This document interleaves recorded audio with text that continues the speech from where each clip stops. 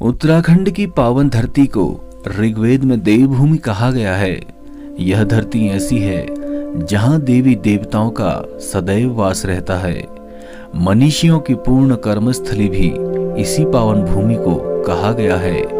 यहाँ अनेक ऐसे चमत्कारिक धार्मिक स्थल हैं जहाँ की ख्याति देश में नहीं बल्कि विदेशों तक फैली हुई है। तो नमस्कार दोस्तों, गाँव के प्रसिद्ध न्यायकारी देवता गोलजू के बारे में। दोस्तों, उत्तराखंड के कुमाऊं मंडल में गोलू देवता को घर घर पूजा जाता है, जिन्हें लोग गोलू राजा, बाला गोरिया, ग्वेल देवता, गौर भैरव आदि नामों से जानते हैं। इन्हें इसके अलावा न्यायकारी देवता, दूधाधारी, कृष्णावतारी आदि विशेषणों से विभूषित किया गया है। त्वरित न्याय चाहने वाले लोग इष्ट देव गोलू के शरण में पहुंचते हैं। कुमाऊं में गोलू देवता के प्रसिद्ध मंदिरों की बात करें तो चंपावत का गोलू मंदिर, चितई अल्मोड़ा का गोलू मंदिर और घोड़ाखाल नैनीताल में प्रसिद्ध गोलू मंदिर स्थित है। गोलू देवता को भगवान शिव का अवतार माना जाता है। गौर भैरव श्वेत अश्व यानी कि सफेद घोड़े पर अपनी सवारी करते हैं और हमेशा न्याय करते हैं। कहा जाता है कि यदि आप विवेक, बुद्धि और निर्मल हृदय से उनसे कुछ मांगें तो वे आपकी सर्व इच्छा पूर्ण करते हैं।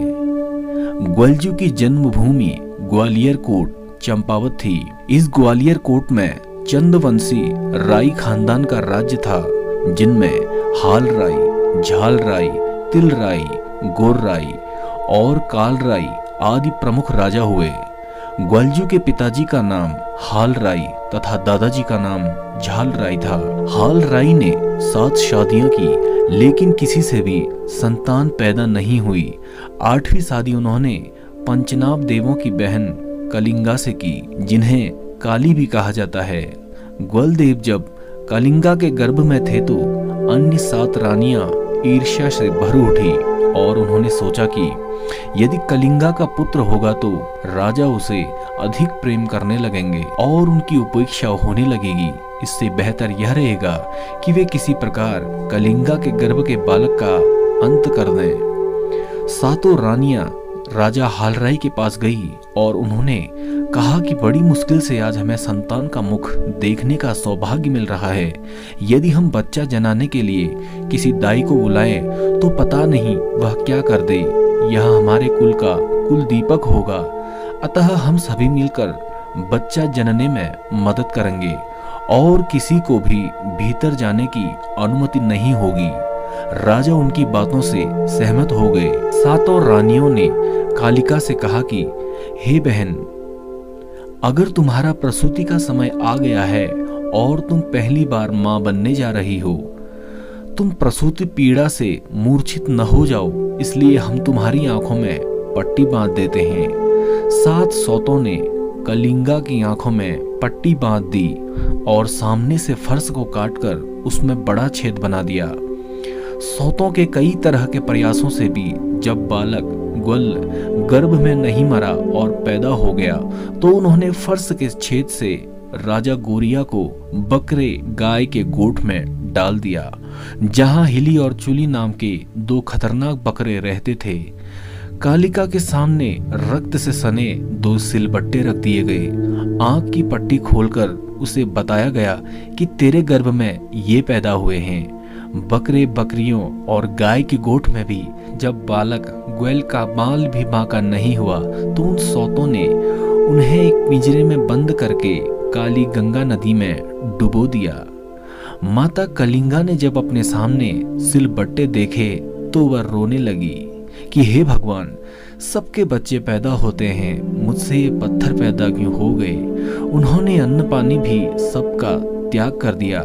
रात दिन रोते विलाप करते वह ईश्वर को पुकारती कि हे ईश्वर, या तो मुझे मृत्यु दे दीजिए या पंख, ताकि मैं आसमान में उड़ जाऊं, या धरती फाड़कर विवर बना दीजिए जिसे मैं पाताल में समा जाऊं, या मेरे प्राणों को धागा बना दो जिसे तोड़कर मैं अपने प्राणों का अंत कर सकूं और किसी को अपना मुंह न दिखा सकूं।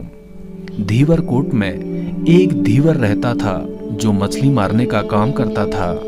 काली गंगा में बहता हुआ बाल गोपाल गुलजू का पिंजरा धीवर के जाल में उलझ गया।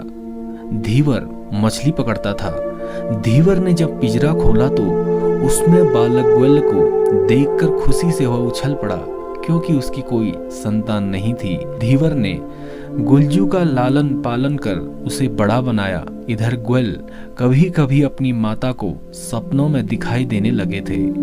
एक दिन काली गंगा के उस पार ग्वेल काठ के घोड़े पर सवार होके आए। वहां उन्होंने अपने घोड़े को पानी पिलाना शुरू किया। काली गंगा के इस पार से कालिका अपनी 7 सोतों के साथ नदी में नहाने के लिए आई हुई थी। काठ के घोड़े को पानी पिलाता हुआ देखकर उन रानियों ने ग्वेल को ताना कसा कि कैसा पागल लड़का है, काठ का घोड़ा कभी पानी पीता है। गुलजू ने प्रत्युत्तर किया, अगर रानी कलिंगा से सिलबट्टा पैदा हो सकता है तो काठ का घोड़ा पानी क्यों नहीं पी सकता। उसके बाद गुलजू ने अपनी माँ कालिका को बताया कि मैं तेरा पुत्र हूँ। कालिका ने उसे लाड प्यार करना शुरू किया। जब राजा हालराई को अपनी 7 रानियों की काली करतूतों के बारे में मालूम हुआ तो उन्होंने 7 रानियों को कड़ी से कड़ी सजा दी। गुलजू ने अपनी माता कालिका को बताया कि हे माँ, तेरे सामने जो सिलबट्टे रखे थे वे लोड़ी सिली अवतार बन चुके हैं। मेरे जन्म के समय जितने भी रक्त के छींटे थे उन्होंने रगत कलु, तगत कलु और भैरव कलु का अवतार ले लिया है। उनमें ही सूरपीर नौपका नारसिंह स्वप्न भैरवों की उत्पत्ति हुई है जिन्होंने तुम्हारी रक्षा की। गुलजू ने अपनी माता से कहा कि वो 9 नवरात्रियों में ग्वालियर कोर्ट आकर उनसे मिलेंगे। तुम मुझे मेरा ननिहाल बता दो। कालिका ने बताया कि मैं पंचनाव देवों की बहन हूँ। इस प्रकार सभी देवता तुम्हारे मामा लगते हैं। नवरात्रियों में गुलजू नीलकंठ नेपाल गए।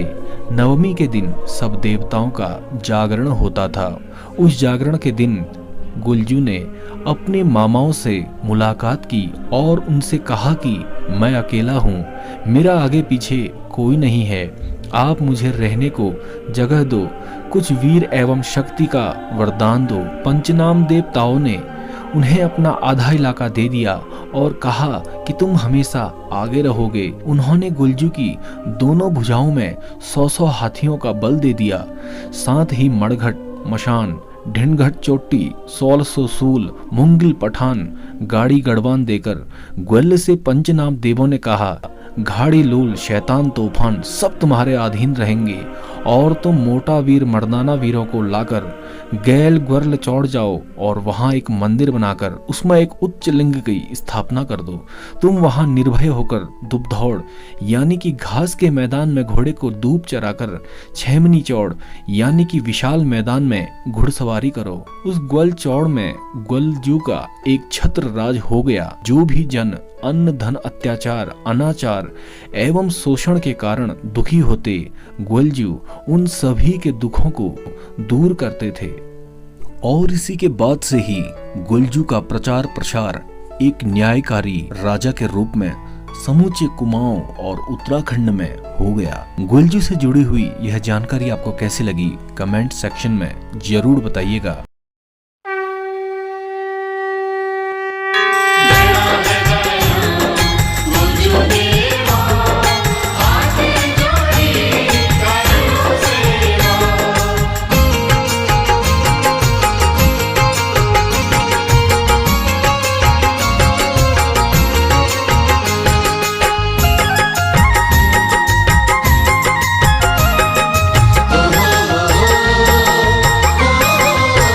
गुलजू देवा सुनी लियो विनती आज, गुलजू देवा सुनी लियो विनती आज। छत्र छाया तुम्हारी देवा मने बतायास, छत्र छाया तुम्हारी देवा मने बतायास। गुलजू देवा सुनी लियो विनती आज, गुलजू देवा सुनी लियो विनती आज।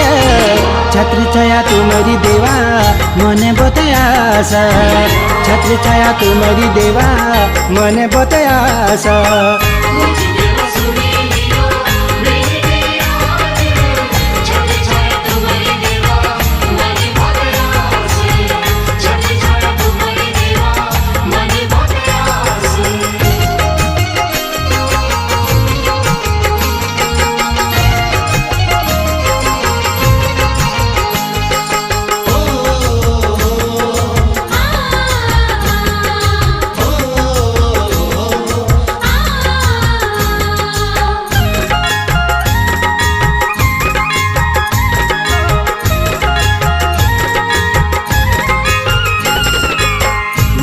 का तुम्ही देवा सुनी लियो धात दुखियों की तुम्हारी देवा लगी रो चो आस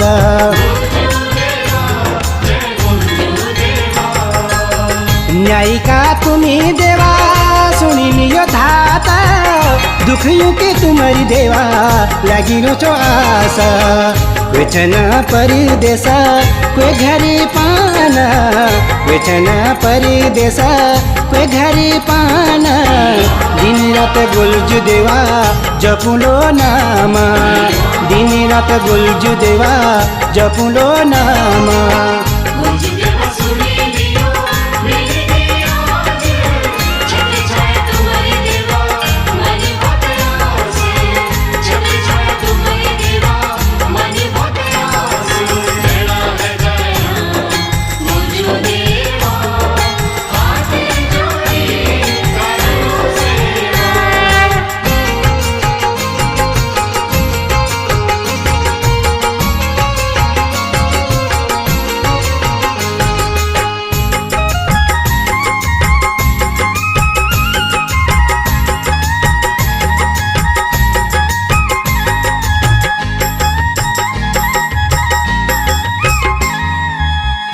चितई चंपावत कर दरबारी आई अपना दुख लिबेर डांट पड़ी आई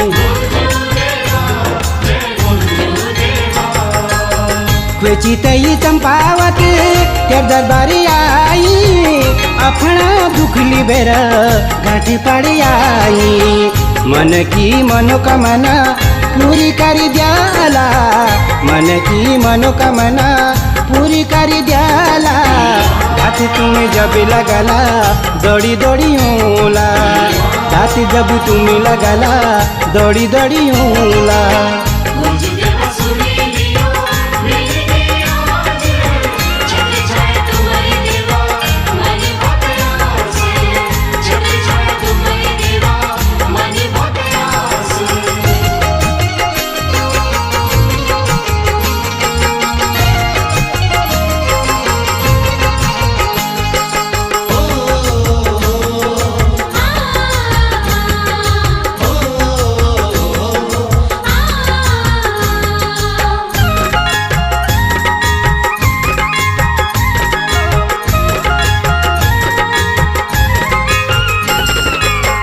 तेरी ची छाया माया शक्ति ची अपार दुखियों के दुख हरिया सबको परवार